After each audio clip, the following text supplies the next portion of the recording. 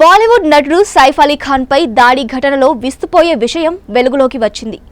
దొంగతనం చేసేందుకు వచ్చిన వ్యక్తి నిన్న రాత్రే ఇంట్లోకి ప్రవేశించినట్లు పోలీసులు అనుమానిస్తున్నారు. రాత్రంతా ఇంట్లోనే దాక్కున్న దొంగ తెల్లవారుజామున దొంగతనానికి ప్రయత్నించాడు.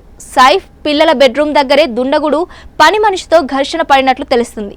ఆ అలికిడిని గమనించిన సైఫ్ దుండగుడిని అడ్డుకునే క్రమంలో తోపులాట జరిగింది. ఈ సమయంలో దొంగ సైఫ్ను 6 సార్లు కత్తితో పొడిచి పరారయ్యాడు. ఈ సమయంలో ఆసుపత్రికి తీసుకెళ్లేందుకు సమయానికి కారు రెడీగా లేకపోవడంతో రక్తమోడుతున్న తండ్రిని ఇబ్రహీం అలీ ఖాన్ ఆటోలో తీసుకెళ్లాడట. ఉదయం 3:30 గంటల ప్రాంతంలో లీలావతి హాస్పిటల్లో చేర్పించారు. పరీక్షించిన వైద్యులు సైఫ్ వెన్నెముకలో కత్తి మొన విరిగినట్లు గుర్తించారు. వెన్నెముక నుంచి 2.5 అంగుళాల పొడవైన కత్తి మొనను ఆపరేషన్ చేసి తొలగించారు.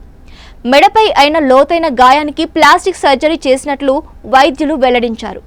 ప్రస్తుతం సైఫ్ ఐసీయూలో చికిత్స పొందుతున్నాడు. సీసీటీవీ ఫుటేజ్ ప్రకారం ఘటన జరగడానికి 2 గంటల ముందు వరకు ఎవరూ ఇంట్లోకి ప్రవేశించలేదని పోలీసులు చెబుతున్నారు. దీన్ని బట్టి దొంగ నిన్న రాత్రే ఇంట్లోకి చొరబడ్డాడని అనుమానిస్తున్నారు.